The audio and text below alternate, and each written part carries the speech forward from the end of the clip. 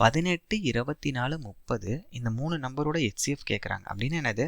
இந்த 3 நம்பரையும் எக்ஸாக்டாக டிவைட் பண்ணுற காமன் நம்பரில் பெரிய நம்பர். புரியுதா? அதுதான் கான்செப்ட். இப்போ 7 எடுங்க, பி ஆப்ஷனில் இருக்கிறது எதையுமே டிவைட் பண்ணாது, அப்போ பி வராது. இப்போ சி ஆப்ஷன் எடுங்க, 8 24 மட்டும் தான் பண்ணும், 18 பண்ணாது, 30 பண்ணாது, அதனால் அது HCF வர சான்ஸே இல்லை. இப்போ டி ஆப்ஷன் பாருங்கள், 9 அது வெறும் 18 தான் எக்ஸாக்டாக டிவைட் பண்ணும், 24 பண்ணாது, 30 பண்ணாது, வரவே வராது.